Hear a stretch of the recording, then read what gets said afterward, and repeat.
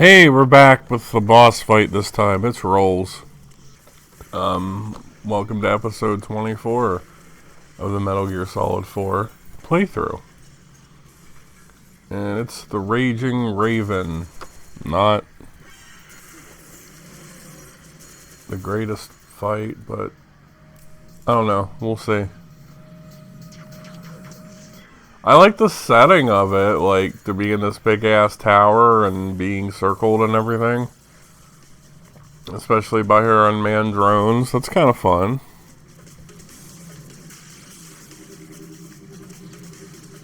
What you really want is to get her inside.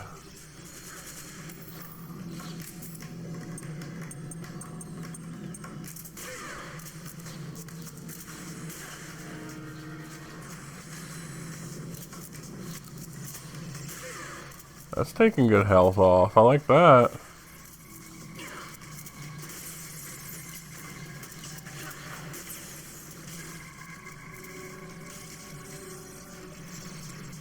I forget what's better, that or the railgun. Probably the railgun, since it's a pickup, you know, from later in the next game. I think the twin barrel is too, though. I don't know. It's kind of nice to not have all the hoopla with the railgun. You just take your shot and reload, you know?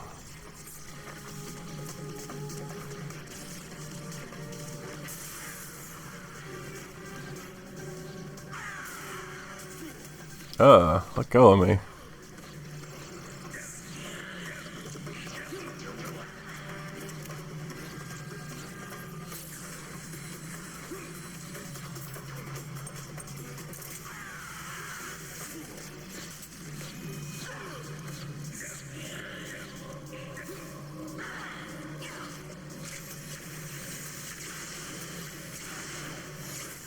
Well, I got her for a little bit at least. Something's coming. Get out of there, Snake. I think I already beat her non-violently with the Nagant last playthrough.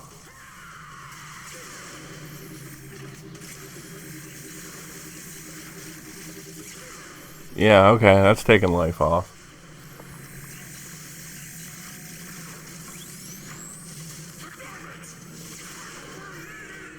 That's good stuff.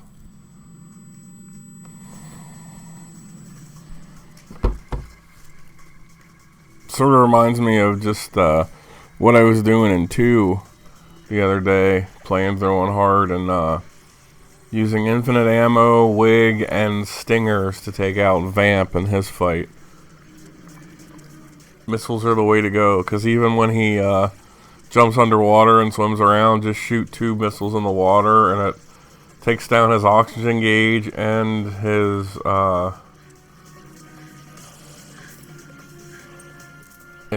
tranquilizer gauge. I don't know what you would call it. Get my shot in there. Oh, it's good stuff.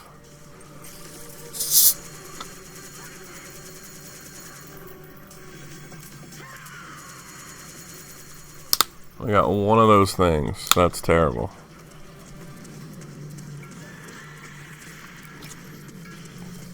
Was going to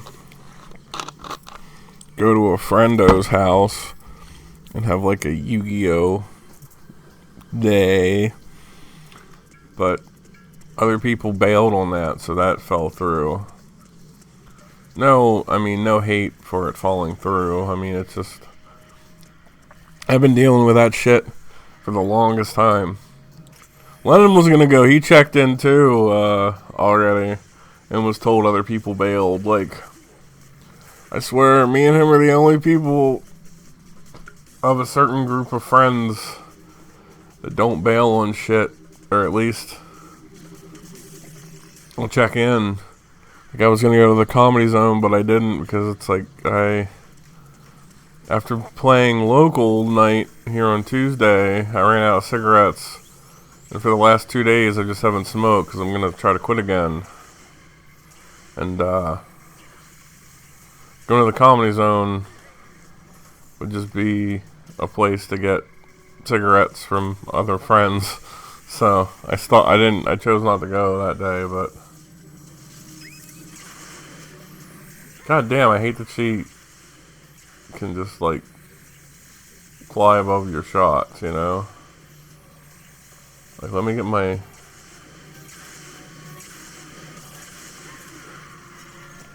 I mean, it's getting there. It's picking her off, but...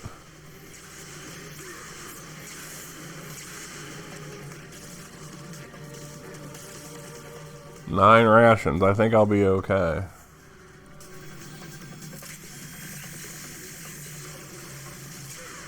There we go. There's a nice chunk of health with that hit.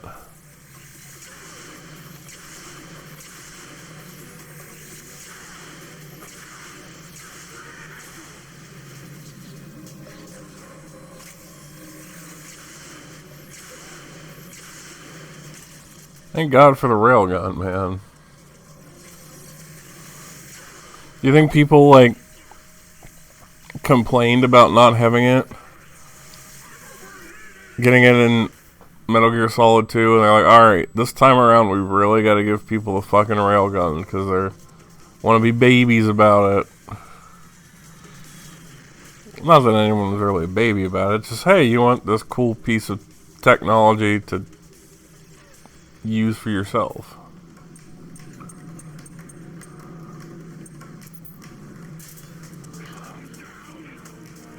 Alright, let's see where she got to.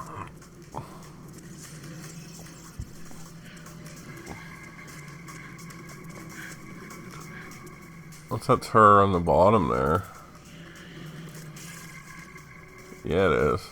Shoot her.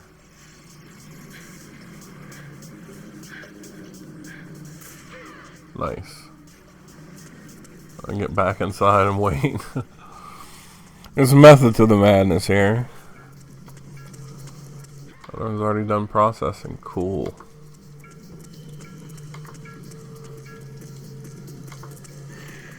Close out of it.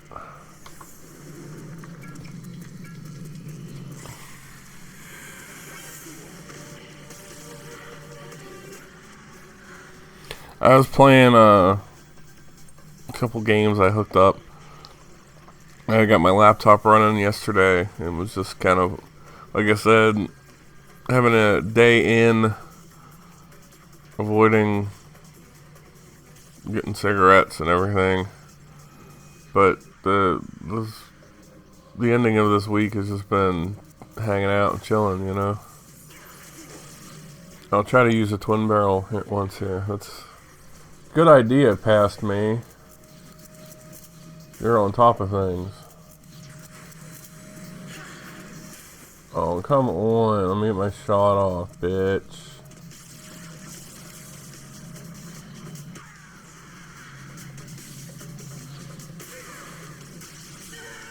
Let me say, that had to be enough. Like, she had a sliver of health as it was.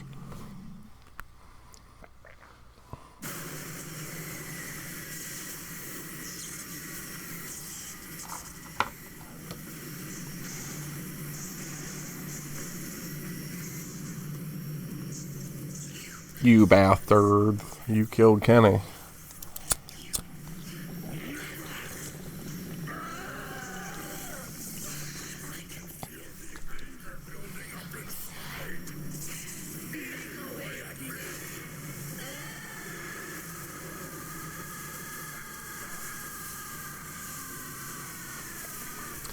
Really weird combination going on here with just having played one again, referencing the Vulcan Raven character for somebody that's this unhinged and controlled by their rage.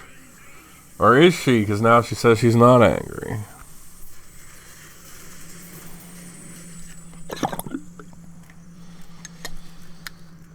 Just saying, he seemed to be the most calm of all of Foxhound. Which, it's funny to think about now because, like, I guess commenting here and having played the first 3 games very relatively recently, you know, with the Master Collection coming out on PS4 and whatnot. Foxhound is the best. Like, Vulcan Raven's pretty damn cool, even though he's like the most understated. Psycho Mantis is great. I mean, he's super popular for a reason. Sniper Wolf is great, even though her name was co-opted by a shitty YouTuber that doxes people's houses. You guys haven't kept up with the SS Sniper Wolf. Apparently the SS stands for like sexy shooter or something, but like, nah, SS stands for something else. Maybe I watched too much of the History Channel, but that's like, SS were the Nazis' like super soldier regime, Hitler's personal like enforcer type people. Maybe don't put SS in your name. It's a bad idea.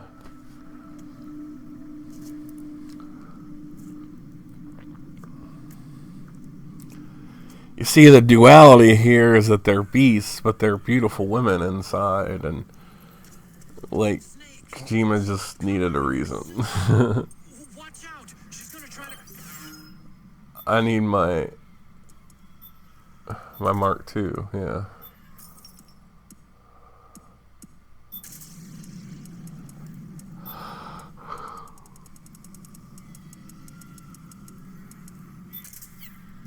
Alright, there we go.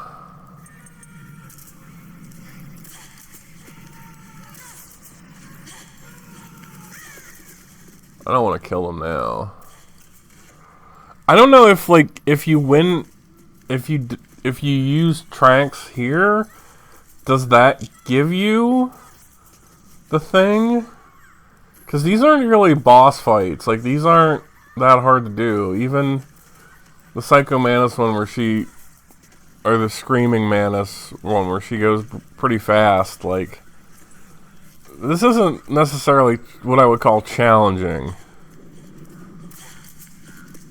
So to just have to trank these to get, like, the little replica toys or whatever, like, it's kind of easy.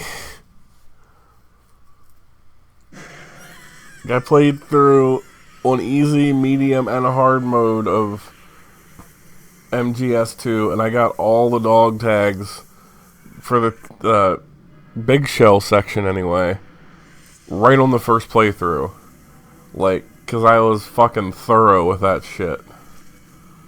Like, I want that kind of thoroughness and attention to detail rewarded, more so than super easy, you know,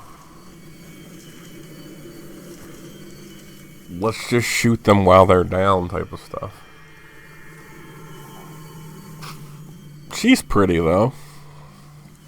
Ah! Sorry, I can't get comfortable right over here. Like, I'm trying to have a laying posture while comfortably recording and reading, and I think I figured it out, but I'm right on the edge there. God damn, that was good. I made a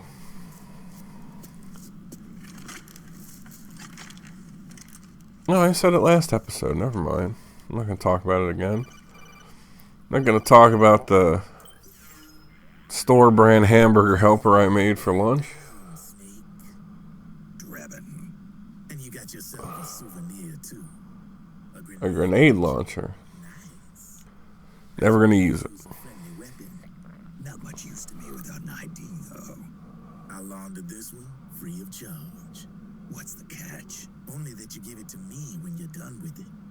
A weapon with that many decades of rage stored up inside it. You can't store... Oh, shut up, Drebin. I like him. I like Carrie Payton, the voice actor, a lot, but... Aka. I don't know how I even pronounced it right. I have these videos muted when I commentate on them.